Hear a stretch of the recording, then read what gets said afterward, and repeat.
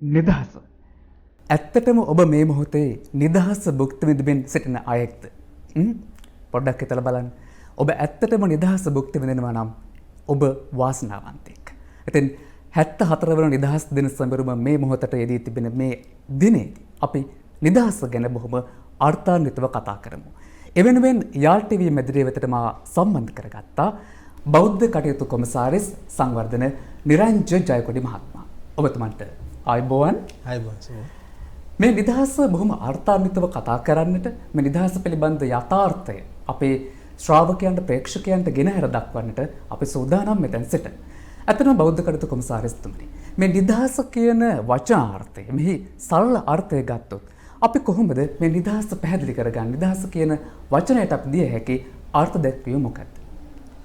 එම සොපුන් නිදහස දිනේ නිදහස වෙනුවෙන් මේ සාකච්ඡාව සඳහා මා කැඳවා ගැනීම පිළිබඳව ප්‍රථමයෙන්ම යාල් ටීවී ආයතනයට මම ස්තුතිවන්ත වෙනවා. ඔබ අහපු විදිහට ඇත්තටම නිදහස කියන එකට අපි අර්ථ දැක්වීමක් දෙන්න කලින් මේ නිදහස මොකක්ද කියලා අපිට තේරුම් ගන්න සරලම උදාහරණයක් තමයි සුගුන් නිදහස නිකන් ඔක්සිජන් වගේ. මේක අවට තියෙනවා ඔබට දැනෙන්නේ නැහැ. හැබැයි ඒක නැති වෙච්ච දාසට තමයි ඒකේ වටිනාකම තේරෙන්නේ. එතම නිදහස කියන්නේත් ඒ වගේ කියලායි මම නම් විශ්වාස කරන්නේ. අපිට ඒක දැනෙනවා නමුත් අපි ඒක අත්විඳිනවා. ඒකේ වටිනාකම අපිට තේරෙන්නේ මේ නිදහස නැති වෙච්ච දවසට කියලායි මට හිතෙන්නේ. මේක මෑත කාලින හොඳ උදාහරණයක් වුණා. සුපුන් ඔබ මාස දෙක තුනකට කලින් ඔබ දැක්කනම් ඇෆ්ගනිස්තානයේ අර තාලිබාන් පාලනය ඇතිවීමත් සමග එරට වැසියන් දහස් ගණන් ලක්ෂ ගණන් තමන්ගේ මව් රට අතහැරලා විදේශ රටවල් වලට යන්න උත්සාහ කරා.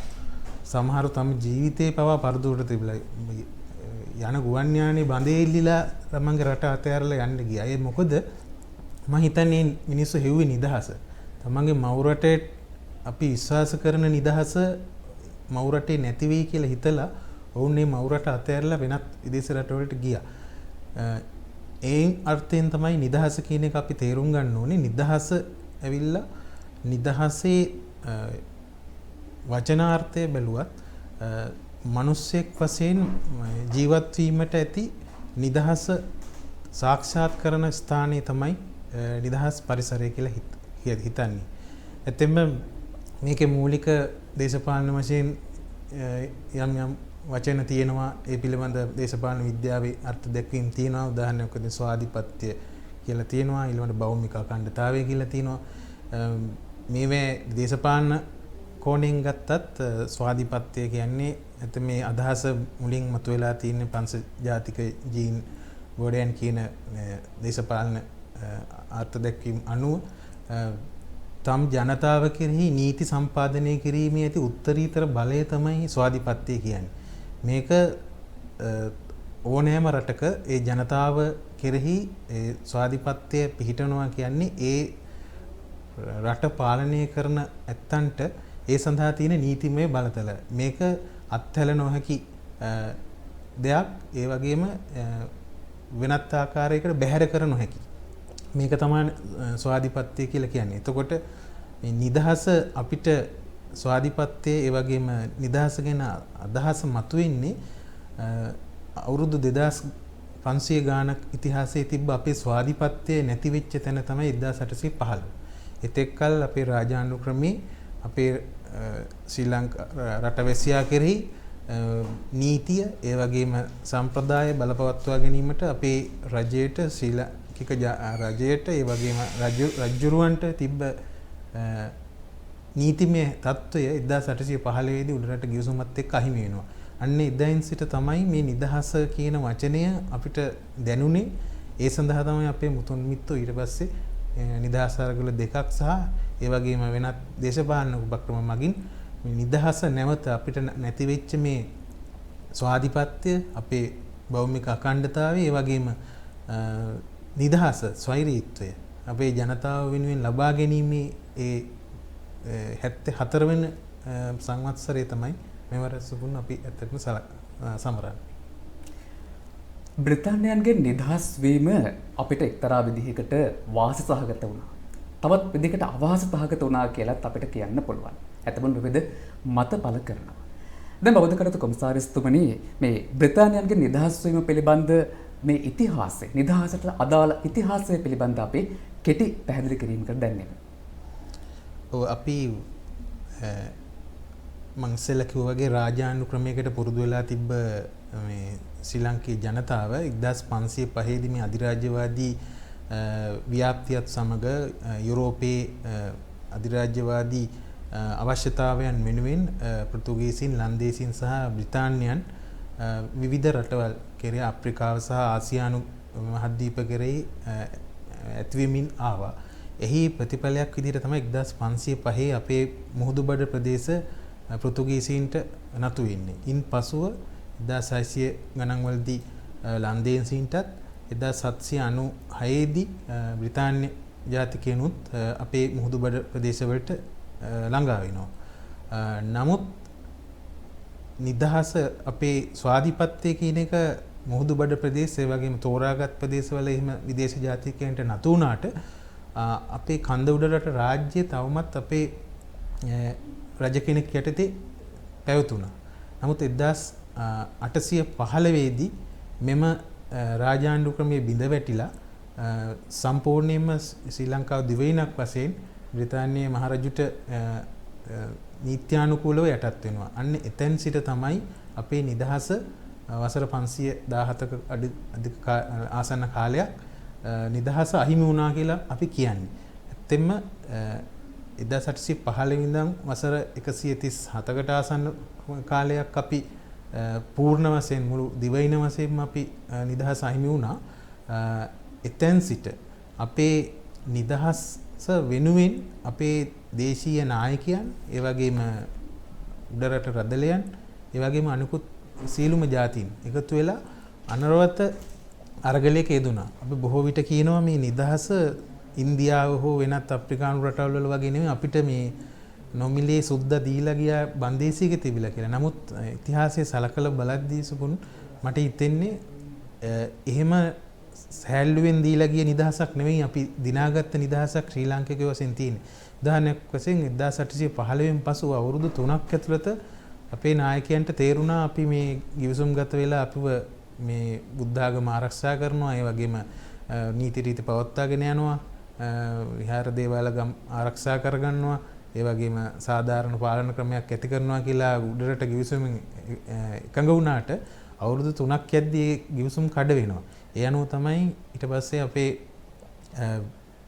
උඩරට ප්‍රභූන් ඒ වගේම ප්‍රධානීන් එකතු වෙලා මේ 1818 නිදහස් අරගලය ආරම්භ කරන්නේ.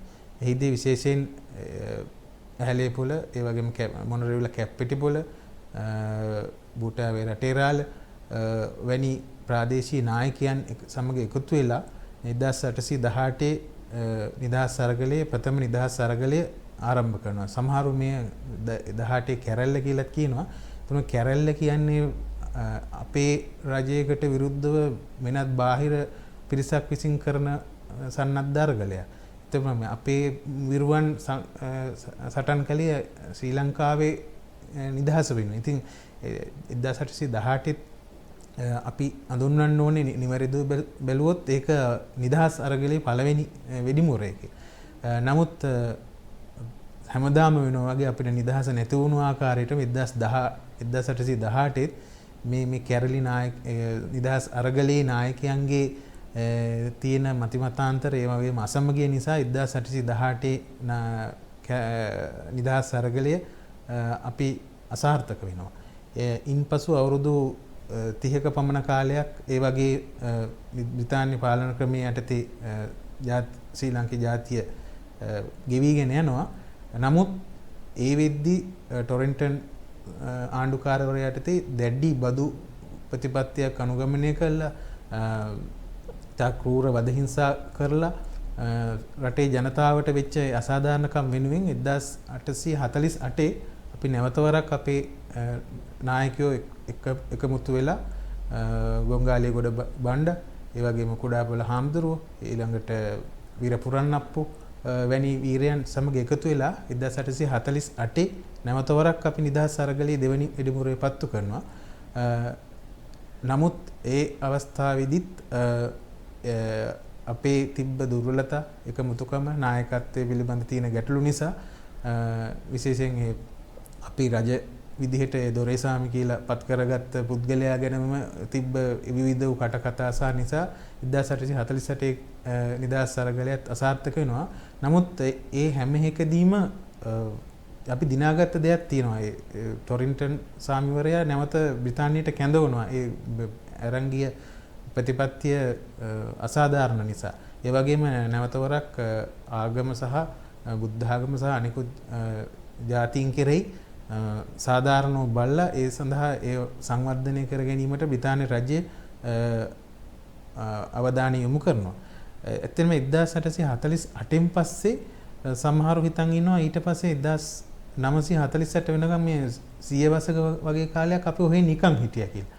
ඇත්තම එහෙම නෙවෙයි උනේ. 1848න් පස්සේ අපේ නායකයන් අඳුනගත්තා මේ ආයුධයට වඩා ඊටම සූක්ෂම ඒ වගේම පරිණත ලෙස ලේඛනයෙන් දේශනයෙන් සහ අනිකුත් දේශපාලන ව්‍යාපෘති හරහා මේ නිදහස් සටන අපි කියන්නේ වෘත්තිමය ආකාරයෙන් ජයග්‍රහණය කිරීම සඳහා අපි අවධානය යොමු කළා. ඒ සඳහා තමයි මම හිතන්නේ 1840 ගණන් වල මේ සඳහා මූලික අඩිතාලම වැටුණා. විශේෂයෙන් ජාතික පුනරුද්දය සහ බෞද්ධ පුනරුද්දය සම්බන්ධව විශේෂ අවධානය යොමු වුණා. මොකද මේ වෙද්දී ඉංග්‍රීසි ආණ්ඩුව යටතේ මිෂනාරි පාසල් සහ මිෂනාරි අධ්‍යාපන ක්‍රමේ ව්‍යාප්ත වෙලා ඒ සම්බන්ධ තමයි රජයේ ප්‍රමුඛත්වය ලබා දුන්නේ. ඒ වෙද්දී මිෂනාරි ආගම් ව්‍යාප්ත කිරීම සහ ප්‍රධාන අධ්‍යාපන මාධ්‍ය වුණා. ඇත්තටම බෞද්ධ සහ හින්දු අධ්‍යාපන ක්‍රමයේ ඒ වගේම ඒ සඳහා වන ප්‍රමුඛත්වයේ ලැබීම අඩු වෙලා තිබුණා. ඒ කාලේ බෞද්ධයෙක් සහ හින්දු පුද්ගලයෙක් කියන්නේ නිකන් ඒක කියන්න ලැජ්ජා තත්වයකට තමයි සිටියේ. බොහෝ උගත්තු තමන්ගේ දරුවන් ක්‍රිස්තියානි අධ්‍යාපනය සඳහා මිෂනාරි අධ්‍යාපනය සඳහා යොමු කරලා තිබ්බේ. නමුත් 1840 ගණන් වෙද්දී මේ සඳහා ප්‍රමුඛත්වයේ ගත්ත අපේ දේශීය ආගමික නායකයන් විශේෂයෙන් අපිට මතක් වෙනවා මේ විද්දී වලානි සිද්ධාර්ථ නායක ස්වාමීන් වහන්සේ සුවිශේෂී අවස්ථාවක් වෙනවා රත්මලාන පරණධම්ම චේතිය පිරිවෙන ආරම්භ කරනවා. එතෙන් සිට එහි අධ්‍යක්ීම් ලැබපු අපේ ශ්‍රේෂ්ඨ යතිවරයන් වහන්සේලා මේ සඳහා බෞද්ධ පුනරුද්දය නිදහස් අරගලයේ සඳහා වන බෞද්ධ පුනරුද්දය සඳහා මූලිකත්වය ගන්නවා. ඒ අතර තමයි අපේ හික්කඩුවේ ශ්‍රී සුමංගල නාහිමියන්, ඒ වගේම රත්මලානි ධර්මාලෝක නාහිමියන් විද්‍යෝදය සහ විද්‍යාලංකාර පිරිවෙන් ආරම්භ වෙනවා. ඒ වගේම 1873 වෙද්දී මේ වාද කීපයක් ඇති වෙනවා. පානදුරා වාදය පිළිබඳ අධ්‍යක්ීම් අරගෙන හෙන්රි ස්ටීල් ඕල්කට් තුමා අපේ රටට පැමිණෙනවා. ඒ වගේම ඒ සමගම වෙනත් අපේ අමද්‍යප ව්‍යාපාරය, සූරියමල් ව්‍යාපාරය මේ සඳහා දායක වෙනවා. අනගාരിക ධර්මපාලතුමා, ඒ වගේම එෆ්.ආර්. සේනානායක, ඒ වගේ වලිසිංහ හරිශ්චන්ද්‍ර, පියදාස සිරිසේනය, ඒ වගේ අපේ විරුවන් මේකට දායකත්වය ලැබනවා. මේ වගේම මේ බෞද්ධ පුනරුද්දය වගේම යාපනය සහ කොළඹ කේන්ද්‍ර කරගෙන හින්දු සහ මුස්ලිම් ජාතීන්ගේ එකමුතු වෙනුත් මේ පුනරුද්දය ඇති වෙනවා. විශේෂයෙන් යාපනයේ ශ්‍රී ආරුමුගන් නාවල මෙතුමා, ඒ වගේම පොන්නම්බලම් රාමනාද මෙතුමා මේ සියලු දෙනාම තමන්ගේ ජාතිකත්වය සමග එකමුතු වෙලා මේ ශ්‍රී ලාංකීය ජාතිය වෙනුවෙන් හඬනගල තමයි 1948 වෙද්දී ඒ අවශ්‍ය කරන ව්‍යවස්ථා ප්‍රතිසංස්කරණ සමග මේ නිදහස අපිට ජයග්‍රහණය කරන්න අවස්ථාව ලැබුණා. දැන් අපි බොහොම සැකවෙන් කතා කළා 1948 මේ නිදහස ලබා ගැනීමට නිදහස වෙනුවෙන් කරපු අරගලයේ පසුබිම් පිළිබඳ. දැන් බෞද්ධ කටයුතු කොමසාරිස්තුමනි මේ 1948න් පසුව මේ නිදහසෙන් ශ්‍රී ලාංකික පුරවැසියන්ට ලැබුණ දායාද මොනවද? අපි ඒ ගැන දැන් කතා කරමු. 1948 කියන්නේ අපේ සුවිශේෂී සන්ධිස්ථානයක් විශේෂයෙන් අපේ රටේ ස්වාධිපත්‍ය කියන එක තරමක් දුරට අපිට අත්කර ගැනීමට අවස්ථාව ලැබුණා. ඇතැම් 1948 පූර්ණ නිදහසක් නෙවෙයි අපිට හම්බුනේ, ඒක ඩොමිනියන් තත්ත්වයේ නිදහසක් තමයි. එවකට 1947 සොල්බරි ව්‍යවස්ථාව අනුව ඇති කරපු පාර්ලිමේන්තුවේ ශ්‍රී ලංකා නිදහස් පනත සම්මත වීමෙන් පසුව තමයි බ්‍රිතාන්‍ය විසින් අපිට මේ ඩොමිනියන් තත්ත්වයේ නිදහසක් ලබා දුන්නේ. ඉන් පසුව අපිට අපේ දේශීය පාලකයන් අතට අපේ රාජ්‍ය බලය හිමි වෙනවා. නමුත් අපිට බ්‍රිතාන්‍ය ආණ්ඩුකාරවරයෙක් යටතේ තවදුරටත් ඒ සඳහා බ්‍රිතාන්‍ය මැදිහත් වීම, රෙජිනගේ මැදිහත් වීම කිරීමේ හැකියාව තිබ්බ. ඒක උදාහරණයක් තමයි සුගුන් අර 1971 කැරැල්ල වෙලාවේ ඒ කැරලි කරුවන්ට විරුද්ධව දපු චෝදනාව තමයි රෙජිනගේ ආණ්ඩුවට විරුද්ධව කැරලි ගැසීම. එතකොට 1971 වෙනකන් ඒ කිරීටේ බලපෑම අපිට තිබ්බා. නමුත් 1972 අපි ජනරජ ව්‍යවස්ථාව සම්මත කරනවා සිරිමාව බණ්ඩාරනායක මැතිණියගේ රජය යටතේ. එතකොට ඒ අවස්ථාවේදී තමයි පූර්ණ වශයෙන් අපේ නිදහස ලබා ගැනීම ශ්‍රී ලංකාව ජනරජයක් බවට පත් කරනවා. මේකෙදි නිදහස කියන සංකල්පයත් එක්ක අපිට එන මූලික දෙයක් තමයි මේ අපි කිව්වේ ජීවත් වීමේ නිදහසක් අවශ්‍යයි කියලා. එතකොට මේ මූලික අයිතිවාසිකම් කියන එක ප්‍රථම වරට අපේ ශ්‍රී ලංකේ ජනතාවට තහවුරු කරලා දුන්නේ මේ 72 ජනරජ ව්‍යවස්ථාවෙන්. මොනවද මූලික අයිතිවාසිකම් කියන්නේ එක සම්බන්ධව අපිට තහවුරුවක් වුණා. ඊළඟට විශේෂයෙන් 48න් පස්සේ අපේ දේශීය නායකයන් තමන්ගේ දේශපාලන අභිමතාර්ථ රටේ ජනතාව වෙනුවෙන් යොදවාගෙන යම්කිසි පුනරුද වැඩ පිළිවෙලක් අරන් ගියා. විශේෂයෙන් 1956 ඊළඟට 1972 78 වකවානුවලදී දේශීය ආර්ථිකයක් සකස් කර ගැනීම, ඒ වගේම දේශීය සෞඛ්‍ය ක්‍රමය, නිදහස් අධ්‍යාපන ක්‍රමය, නිදහස් සෞඛ්‍ය ක්‍රමය, ඒවැ මූලික වකවානුව අපිට ලැබුණේ මේ නිදහස් අරගලයේ නිදහසේ ප්‍රතිඵලයක් විදිහට. අතන බෞද්ධ කටයුතු කොමසාරිස්තුමනි, මේ සැබෑ නිදහසේ අර්ථය එක දිනකට මේ එක සැමරීමකට පමණක් සීමා කරන්න බෑ. එය මේ දින 365ම නැත්නම් මේ ජීවිත කාලය පුරාවටම අපිට මේ නිදහසේ ආස්වාදය, නිදහසේ අවශ්‍යතාවය මතුවෙනවා. මේ නිදහස පිළිබඳ බොහොම අර්ථාන්විතව අපි කතා කරමු.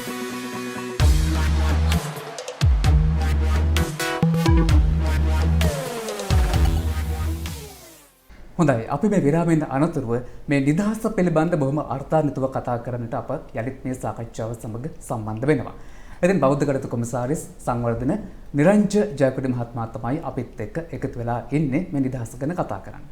දැන් බෞද්ධ කටයුතු කොමසාරිස්තුමනි, මේ අපි මේ කතා කරන සැබෑ නිදහස අපි හොයාගෙන යන්න බොහොම කැමතිනේ. අපි ගොඩක් දෙනෙක් මේ නිදහසේ ඉන්න, නිදහසේ කාලය ගත කරන්න අපි ගොඩක් කැමතියි. ඇත්ත වශයෙන්ම මේ සැබෑ නිදහස සොයාගෙන යාම මේ එක දවසකට, එක සැමරීමකට පමණක් සීමා කරන්න බෑනේ. ඒ අපේ ජීවිත කාලය පුරාම දවස් 365ටම එය පොදු වෙනවා. සැබෑ නිදහසේ අර්ථය භුක්ති විඳීම වෙනුවෙන් විශේෂයෙන් ළමුන්ට, විශේෂයෙන් තරුණ ප්‍රජාවට, වැඩි ප්‍රජාවට ඔබට ලබා දෙන්න පුළුවන් මඟ පෙන්වීම මොකක්ද? ඉතින් පෙබරවාරි 4 වෙනිදා අපි සංකේතාත්මකව අපේ නිදහස සැමරුවත් රටක් වශයෙන් නිදහස සැමරීමට නම් අපි සියලු දෙනාම එකමුතු වෙලා, ඒ වගේම තම තමන්ගේ පුද්ගලික යුතුයකම් සහ වගකීම් ඉටු කළොත් විතරයි මේ නිදහස සාක්ෂාත් කරගැනීමේ, ඒ වගේම රටක් වශයෙන් ජයග්‍රහණය කර ගැනීමේ අපේ හැකියාව තියෙන්නේ කියලා මම විශ්වාස කරන්නේ. විශේෂයෙන් අපි සියලු දෙනාම බොහෝ දෙනෙක් මේ රටේම තමයි ජීවත් වෙලා අපේ දූ දරුවන් එක්ක අනාගතයේදී මේ රටේ ජීවත් වීමට සහ පුද්ගලයෝ වශයෙන් අවසානයේ මියදීමටත් බලාපොරොත්තු වෙන බොහෝ දෙනෙක් අපේ මේ මාතෘ භූමිය තුලමයි. එතකොට එහෙනම් මේ රට අපි දකින ඒ වගේම අපි ප්‍රාර්ථනා කරන රට දියුණු රටක් බවට පත් කර ගැනීම සඳහා අපි සියලු දෙනාගේම යුතුයකමක් සහ වගකීමක් තියෙනවා. ඒක තමයි සැබෑ නිදහස කියන්නේ. නිදහසක් සාක්ෂාත් කර ගැනීමට ඒ වගේම නිදහස සම්පූර්ණ කර ගැනීමට සමාජීය වශයෙන් අවශ්‍යතා කීපයක් තියෙනවා. එකක් අපේ සමාජීය නිදහස අවශ්‍ය වෙනවා. අපි සියලු දෙනාටම සමාජයේ ඕන තැනක ජීවත් වීම, ඒ වගේම ඕනෑම රැකියාවක් කිරීම, අපි අදහන ආගමක් නිදහසේ ඇදහිීම, ඒ වගේ සමාජීය කාරණා කීපයක් නිදහසේ අර්ථ දැක්වෙන්නලා තියෙනවා. ඒ වගේම අපේ අධ්‍යාපනය, අපි සියලු දෙනාටම සමානව අයිතිවාසිකම් අපේ දූ දරුවන්ට අධ්‍යාපන ලැබීමේ අවස්ථා උදා කර දීමේ නිදහසක් තියෙනවා. එතකොට සෞඛ්‍ය, ඒ සෞඛ්‍ය පැත්තෙන් බැලුවත් නිදහසේ සෞඛ්‍ය ආරක්ෂිතව සිටීම, ඒ වගේම නිදහස් සෞඛ්‍ය භුක්ති විඳීම, තමන්ගේ අවශ්‍යතාවයකදී සෞඛ්‍ය පාසුකම් ලබා ගැනීම වගේ මූලික අවශ්‍යතා ටිකක් තියෙනවා. ඊළඟට අපි ආහාරමය වශයෙන් ගත්තත්, ඒ වගේම මූලික අවශ්‍යතා වගේ ගත්තත් මේ නිදහස් රටක මේ මූලික අවශ්‍යතා සැපරෙනවා නම් ඒක තමයි සැබෑ නිදහස කියන්නේ. නමුත් මේක එක රටකට එහෙම නැත්නම් රාජ්‍යයක යුතුයකමක් විතරක් නෙවෙයි. මේ රට සමාජයේ ගොඩනැගිලා තියෙන තනි පුද්ගලයෝ අපි එකතු වෙලා. එතකොට අපි දූ දරුවෙක් වශයෙන්, ඒ වගේම තරුණයෙක් වශයෙන්, රජයේ සේවකයෙක් වශයෙන්, ඒ වගේම අනිකුත් ව්‍යවසායකයෙක් වශයෙන් අපි සියලු දෙනාගේම තම තමන්ගේ යුතුයකම ඉටු කළොත් තමයි මම හිතන්නේ අපි අපේ නිදහස එකතු වෙලා රටේ නිදහස ඇති වෙනවා. මම හිතන්නේ ඒක තමයි. දැන් උදාහරණයක් විදිහට ගත්තොත් අපිට රැට නෙට් එකක් දාගන්න නැතුව නිදාගැනීමේ නිදහසක් අපිට තියෙනවා. ඇත්ත කතාව එහෙම නෙමෙයි. ඇයි එහෙම වෙලා තියෙන්නේ? මේ පාරිසරික නිදහස අපි නැති කරගෙන තියෙනවා. ඒක අපි පුරුදු වෙලා ඉන්නවා අපේ ගේ ඉස්සරහා තියෙන කානුව නගර සභාවෙන් ඇවිල්ලා සුද්ධ කරනකම්. එහෙම නැත්නම් වෙන කවුරු හරි. නමුත් ඇයි අපේ වගකීම අපි ඉෂ්ට කරලා මදුරුවන් බෝ වෙන තැනක් තියෙනවා නම් අපිට මේ වළක්වා ගන්න පුළුවන්. අපි සියලු දෙනාම රටේ එකතු වෙලා කළොත් ඒක තමයි එක උදාහරණයක්. ඊළඟට අධ්‍යාපනයේ අවස්ථා ලබා ගැනීමට අපි සියලු දෙනාම තව කෙනෙකුගේ තියෙන අවස්ථාව නැති කරගන්න, ඒ වගේම ඒ තියෙන අවස්ථාවෙන් අපි පමණක් ආත්මාර්ථකාමී වෙලා අපේ දරුවෙක්ව පාසල් දාගන්න අපි කොච්චර බොරු කියනවද?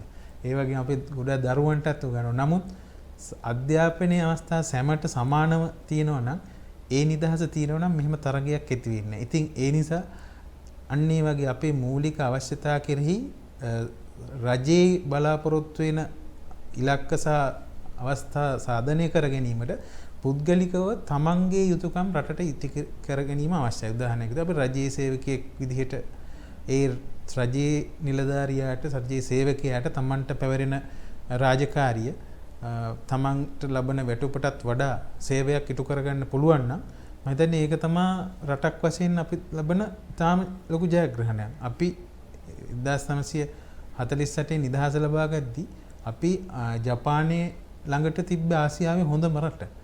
සිංගප්පූරු, මැලේසියාව ආදර්ශයට ගත්තේ අපි ශ්‍රී ලංකාව.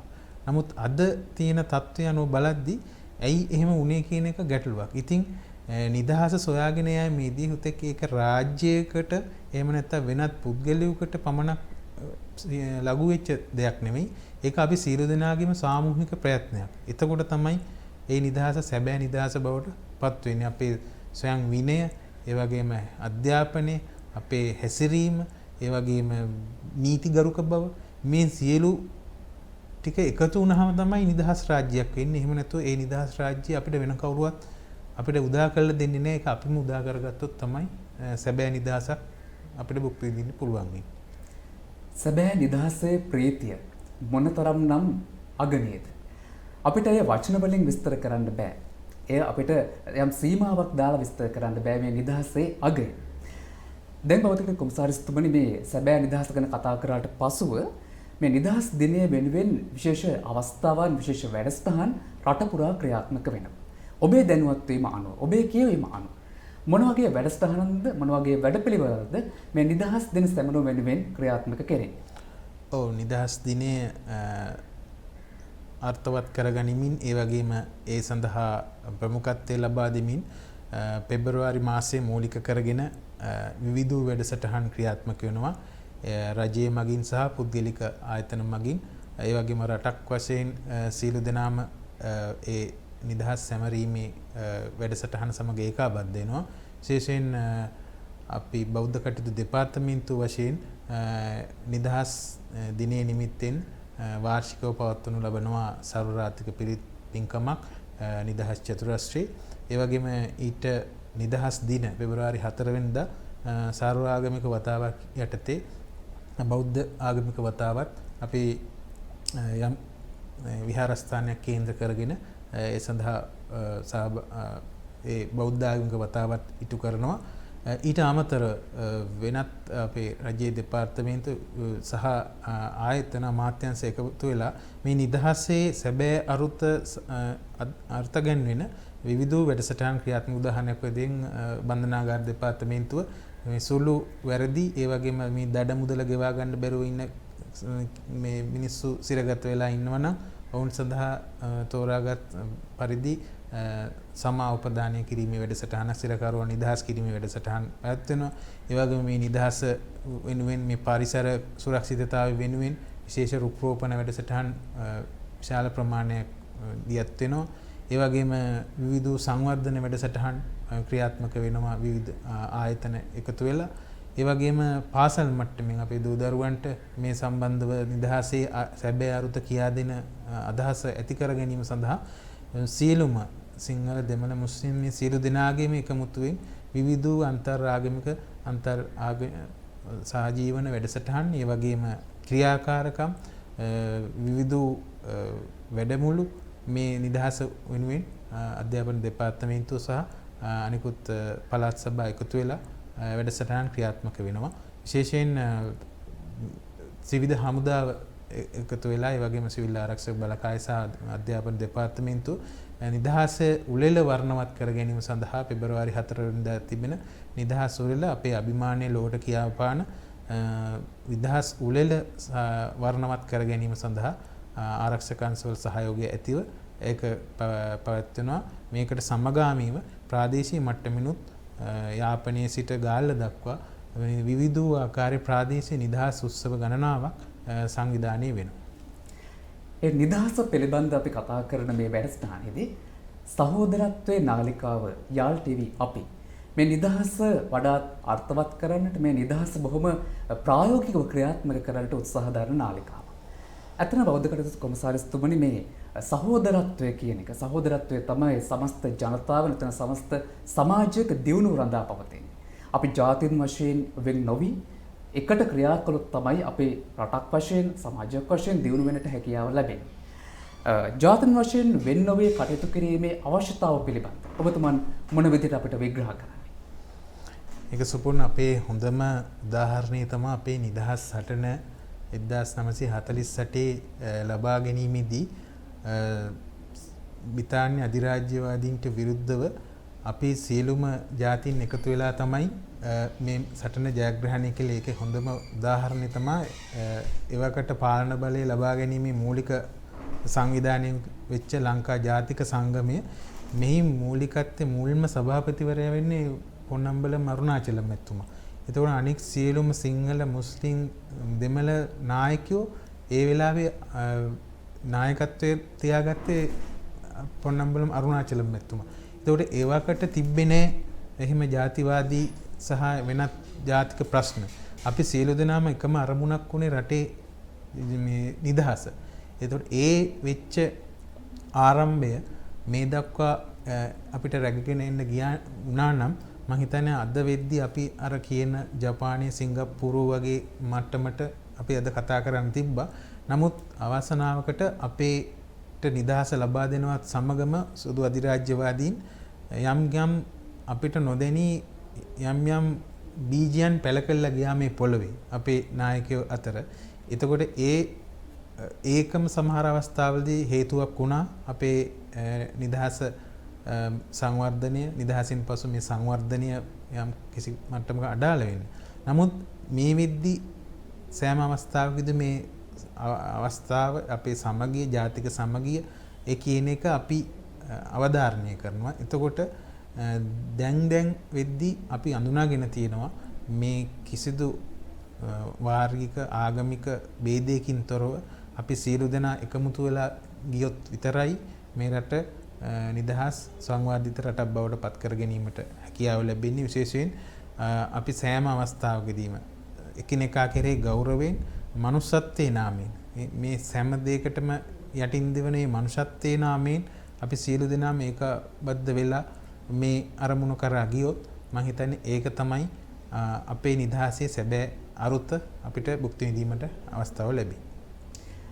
ඇත්තටම නිදහස් ගැන කතා කරනකොට විවිධ පැති අපිට එකට එකතු කරගන්න පුළුවන්. දැන් මේ දවස්වල ප්‍රධාන වශයෙන් කතා කරන අපේ ආර්ථික තත්ත්වය පිළිබඳ. ආර්ථිකමය නිදහස.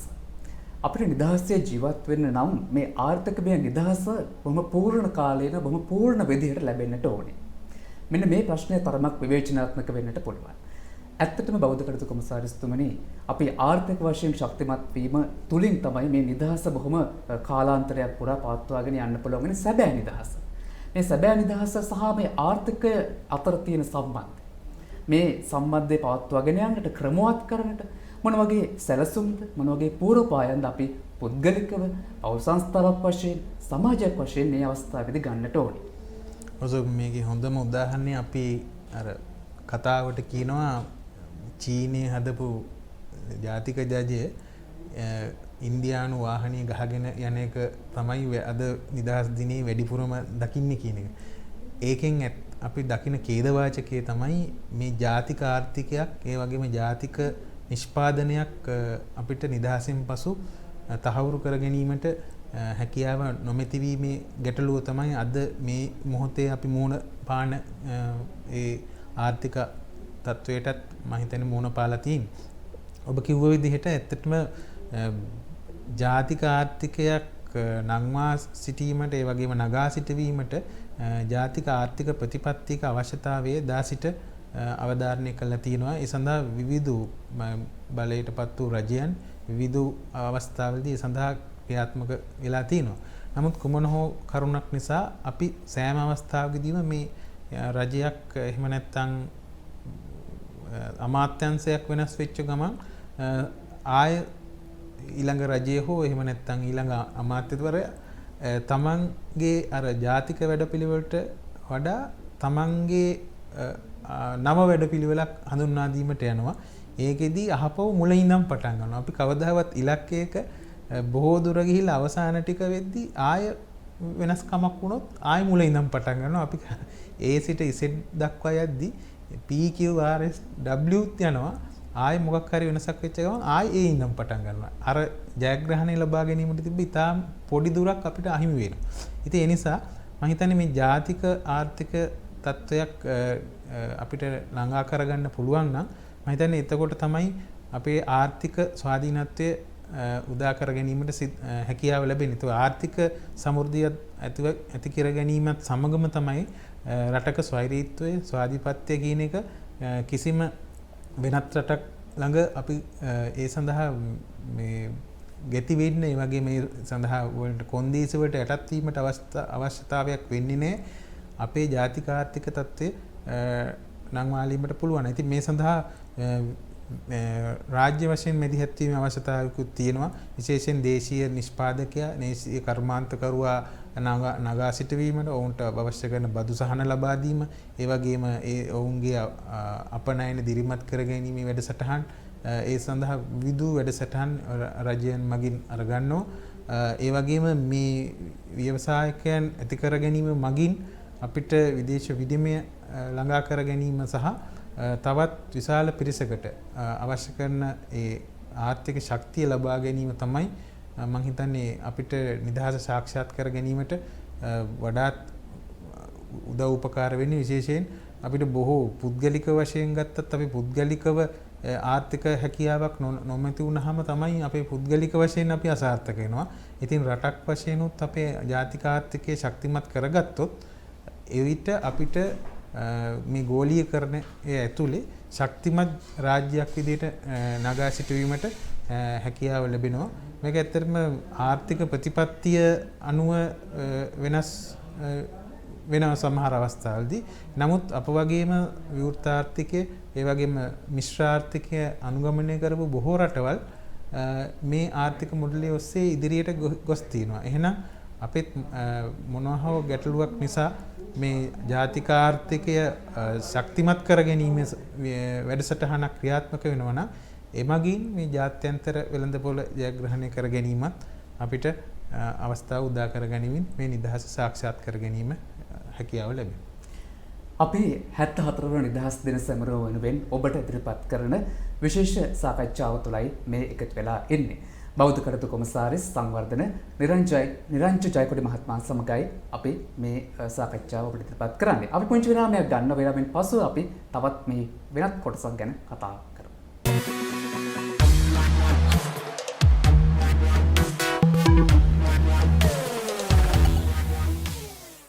විරාමෙන් අනතුරුව යාල් ටෙලි ඔබට ඉදිරිපත් කරන 74 වන නිදහස් දින සැමරුමෙන් ගෙන එන මේ සාකච්ඡාව සමගයි ඔබ සම්බන්ධ වෙන්නේ.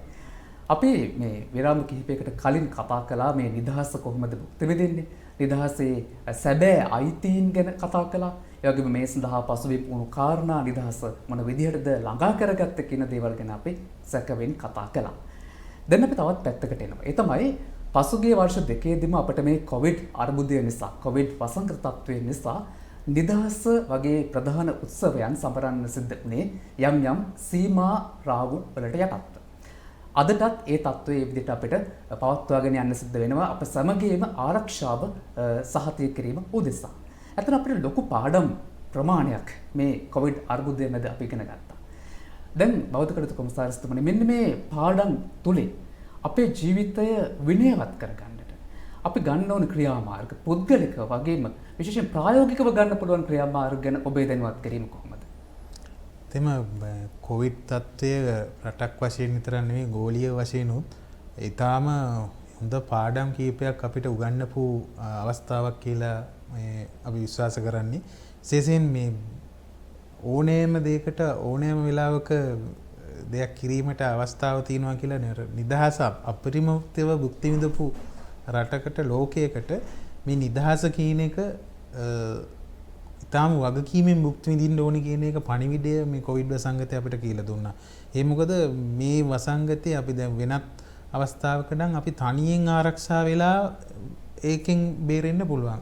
වෙන වෙඩ රෝගයකින් එහෙම නැත්නම් නමුත් මේ කොවිඩ් වසංගතයේ අපිට පාඩමක් කියලා දුන්නා ඔබ තනියෙන් ආරක්ෂා වෙලා බෑ. ඔබේ අසල්වැසියා ඔබේ සහෝදරය අනික ඔබේ ඉදිරියේ සිටින කෙනාවත් ආරක්ෂා වුණොත් තමයි මම ආරක්ෂා වෙන්නේ. මං තනියෙන් මට කොවිඩ් හැදෙන්නේ නැහැ කියලා අපි මං තනියෙන් ආරක්ෂා වෙලා මට ගෙයින් එළියට බහින්න බෑ මුළු සමාජයේම කොවිඩ් වසාගෙන තියෙනවා.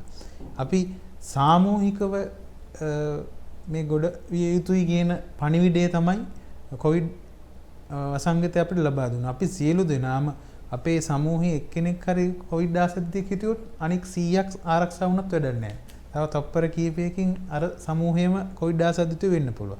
ඒ වගේම තමයි මේ කොවිඩ් වසංගතය නිසා අපිට විනය කියන දේ ගැන නැවත වරක් හිතීමට අවස්ථාව උදා කරනවා. උදාහරණයක් විදිහට අපි වෙනදට පොලිමක ගිහිල්ලා පොලිමේ පොරකකා හිටපු කට්ටිය මීටරයක් දුරින් ඉන්න පුරුදු වුණා. තමන්ගේ අවස්ථාව වෙනකන් ඒ ඉවසාගෙන ඉන්න පුරුදු වුණා. ඒ වගේම මේ වසංගතය නිසා අපි නැවත වරක් අපේ සබාදාම ගැන හිතන්න පටන් ගත්තා. අපි ආත්මార్థකාමීව අපි විතරක් තමයි ජීවත් වෙන්න ඕනේ, මිනිස්සයා විතරයි ජීවත් වෙන්න ඕනේ කියන එකට නැවත වරක් හිතීමක් අලුත් කිරීමක් කරලා සබාදාම ආරක්ෂා වුණොත් තමයි අපි මිනිස්සයා ආරක්ෂා වෙන්නේ කියන එකත් සම්බන්ධව මේ කොවිඩ් වසංගතයේ අපිට පණිවිඩයක් කියලා දුන්නා. ඉතින් මේ නව ජීවන තත්ත්වයේ යටතේ තමයි අපි පසුගිය අවුරුදු දෙක ඒ වගේම මේ අවුරුද්දෙත් මේ නිදහස් උත්සවයේ සමරන්නේ නිදහස සමරන්නේ. එතකොට මේ නිදහස කියන එක අපිට භුක්ති විඳීමේදී අනිකාගේ ගෞරවය ඒ වගේම අනිකාගේ ආරක්ෂාව කෙරෙහි අවධානය යොමු කරමින් අපේ නිදහස භුක්ති විඳින්නේ කෙසේද කියන එක සම්බන්ධව මේ නව තත්වයන් යටතේ අපිට නැවත සිතා බැලීමක් ඒ වගේම නැවත මෙනෙහි කිරීමක් කරන්න සිද්ධ වුණා. ඒ වගේම තවත් විටකින් බැලුවොත් බොහෝ අනවශ්‍ය ඒකරාශි විරීම් අනවශ්‍ය උත්සව සීමා වුණා මේ නිසා. ඊට පස්සේම සමහර අවස්ථාවල විශාල වියදම් ප්‍රමාණයක් ඉතුරු වුණා. උත්සව අවස්ථාවලට යන ඒ වියදම් ඒ වගේම එකතු වීම ඒ සඳහා වන පිරිවැයවල් ඒ වගේම ඒ සඳහා වන මහන්සිය මේ ගොඩාක් ඒවා අපි අඩු කරගෙන අපි නවීන තාක්ෂණයට යොමු වුණා මේ කොවිඩ් වසංගතය නිසා. අපි වෙනදට ලංකාවේම කට්ටිය එකතු කරලා රැස්වීමක් ගන්න කොළඹ එනවා වෙනුවට ලංකාවේ සීල කොනම සම්බන්ධ කරලා තාක්ෂණය භාවිතා කරලා අපි ඔන්ලයින් මීටින් ගන්න පුරුදු වුණා. අපේ දරුවන් ඒ සඳහා යොමු වුණා. ඉතින් ඒ නිසා මේ සොබාදාම විසින් අපිට දුන්න පණිවිඩය තමයි ඔබ තවත් එක් සොබාදාමේ පුරුකක් පමණයි. ඔබ තනියෙන් ජීවත් වෙන්න බෑ.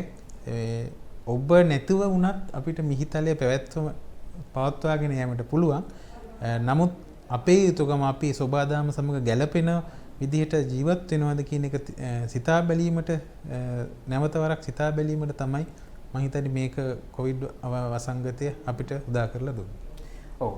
බෞද්ධ කටයුතු කොමසාරිස්තුමනි, ඒ ඔබ කතා කරේ කොවිඩ් වසංගතයට අපි මුහුණ දීලා අපි ලබාගත් ඒ පන්නරේ පාඩම් වලින් ගත හැකි ආදර්ශයන් එක්ක තමයි අපි නිදහස් පිළිබඳ කතා කරන්නේ. දැන් මෙන්න මේ කාරණේ බොහොම තවත් වැදගත්ම කාරණයක්. ඒ තමයි මානව අයිතිවාසිකම්. මට තියෙන අයිතිය ඔබටත් තියෙනවා. මෙන්න මේ අයිතිය පිළිබඳ අපිට විවිධාකාරයේ අර්ථ දැක්වීම් සමාජය තුළ නිර්මාණය වෙලා තියෙනවා. මම හිතනවා මේක හොඳ පැහැදිලි කර ගැනීමකට පැමිණියොත් දැන් බෞද්ධ කටයුතු කොමසාරිස්තුමනි අපි ගත්තොත් මූලික මිනිස් අයිතිවාසිකම් 1948 එක්සත් ජාතීන්ගේ ප්‍රඥප්තිය තුළින් තමයි ලෝකෙට හඳුන්වා දෙන්නේ. වගන්ති 48කට ආසන සංඛ්‍යාවක් තියෙනවා. අපි මේ අයිතිවාසිකම් ගැන කතා කරනකොට මේ අයිතිවාසිකම් වල සීමාමායින් පිළිබඳ අපි තරම් තකන්නේ. තරම් ඒ පිළිබඳ අවධානයක් යොමු කරන්නේ.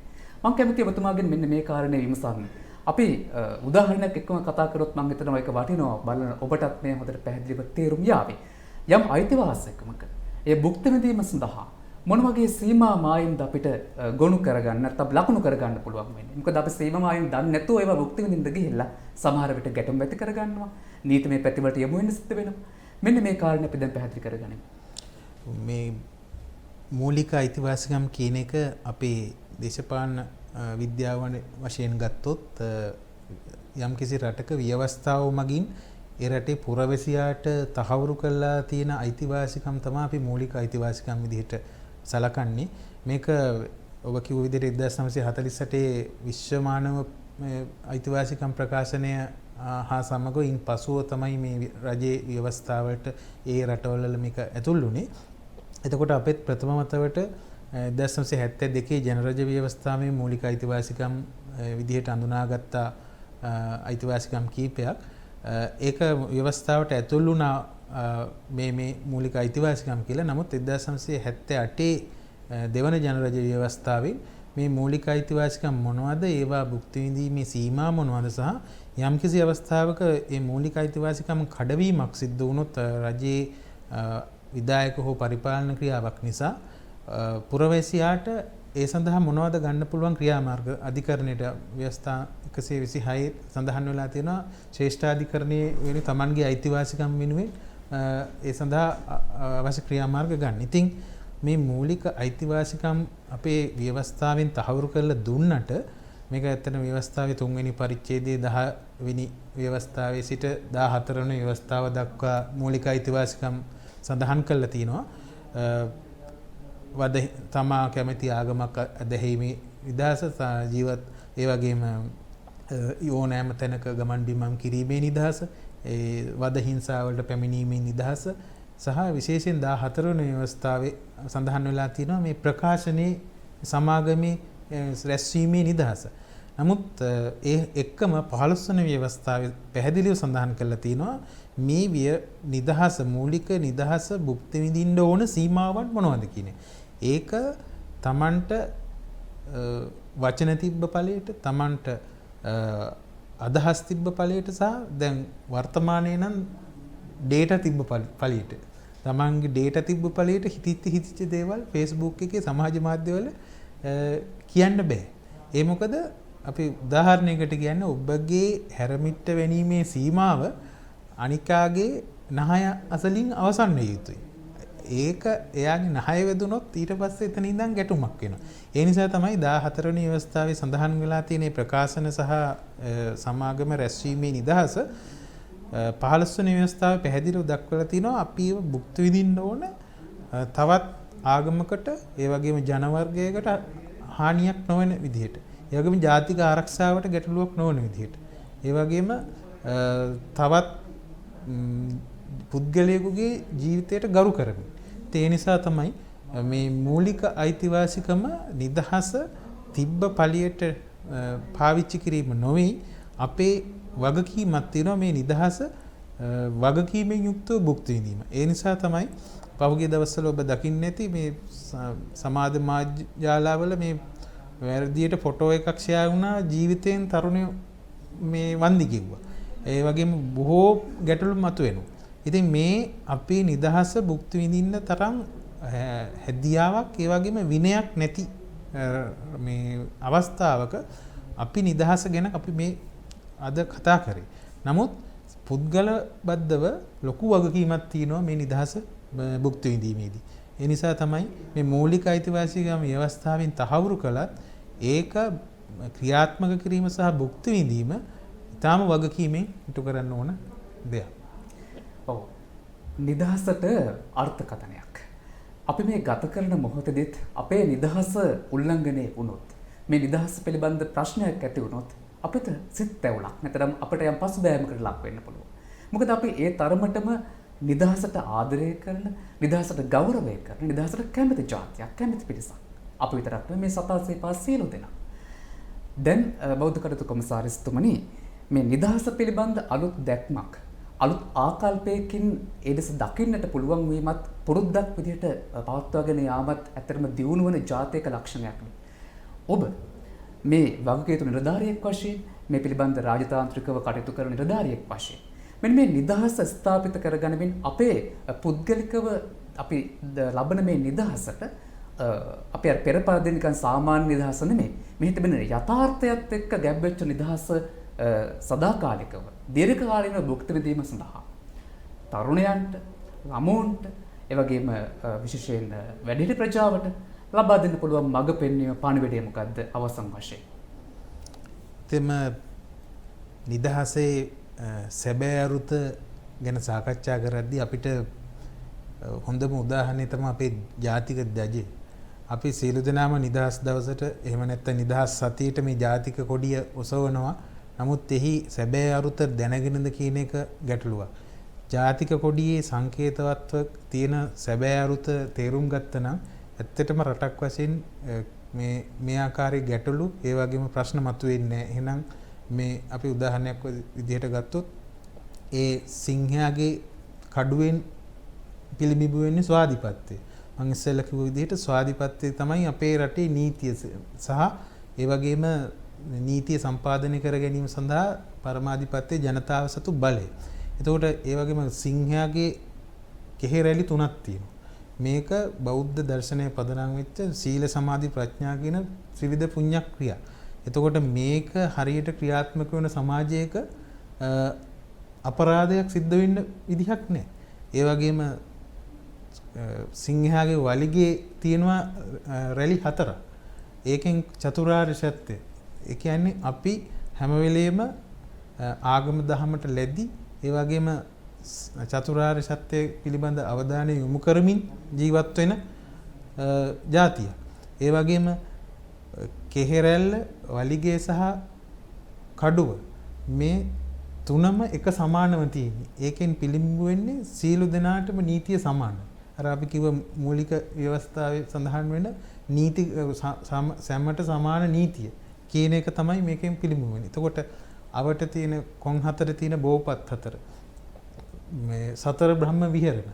ඒ කියන්නේ මෙත්තා කරුණා මුදිතා අපේක්ෂා. ඇත්තටම මෙත්තා කරුණා මුදිතා අපේක්ෂා ක්‍රියාත්මක කරන තැනක එවැනි වාසනාවන්ත රටක් වෙන තැනක තියෙන්න විදිහක් නැහැ. මෙත්තා කියන්නේ අනිකා කෙරේ තියෙන මෛත්‍රිය. කරුණාව කියන්නේ ඔහු කෙරේ තියෙන දයාව සහ අනුකම්පාව. මුදිතාව කියන්නේ ඔහුගේ වෙන අනිකාගේ සතුට දැකලා අපි ඒ සම්බන්ධව අපේ සිතේ ඇති කරගන්නා දේ. ඔහුගෙන් ඉරිසියාවක් එහෙම නෙවෙයි. මුදිතාවෙන් අපි කටයුතු කරන්න පුළුවන් නම් ඊළඟට උපේක්ෂාව කියන්නේ අපිට යම්කිසි අසාධාරණයක් සිදු වුණත් අපි ඒක අටලෝ දහමානෝ සමබරව සිතලා ඒක උපේක්ෂාවෙන් දරා ගැනීම හැකියාව. දැන් අද වචනයක් වැරදුනත් අපි වෛරීව හැසිරෙනවා. එතකොට මේ උපේක්ෂාව තියෙන තැනක එහෙම සමාජයක ඒක ඇති වෙන්න විදියක් නැහැ. ඉතින් මේ සමාජයක් වශයෙන් අනිකුත් ජාතික කොඩි අනිකුත් ඒවා ඔබ දන්නවා ජාතීන් නියෝජනය කරන්න මේ සියලු දෙනා මේ ඒ වර්ණවලින්. නමුත් අර වගේ උදාර සංකේතයාත්මක වටිනාකමක් තියෙන ජාතියක් මේක සංකේත වලට පමණක් සීමා වෙච්ච එක තමයි ගැටලුව වෙලා තියෙන්නේ.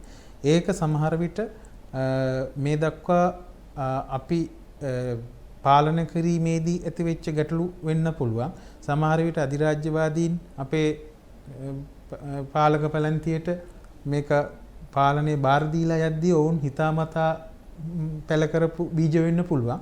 නමුත් දැන් අපේ අවශ්‍යතාවයේ තියෙන්නේ මේ සියලු දෙනාම ಜಾති ආගම් කුල පන්ති ભેදයකින් තොරව සියලු දෙනාම ශ්‍රී ලාංකීය ජාතියක් විදිහට එකට සිටගත්තොත් තමයි අපි ප්‍රාර්ථනා කරන නිදහසේ සැබෑ අර්ථ ගැටීම සිද්ධ වෙන්නේ. මම හිතන්නේ ඒක අපි කීප වතාවක් අපි සියලු දෙනාම එකමුතු වෙලා ඒ හැකියාව අපි ඔප්පු කරලා තියෙනවා.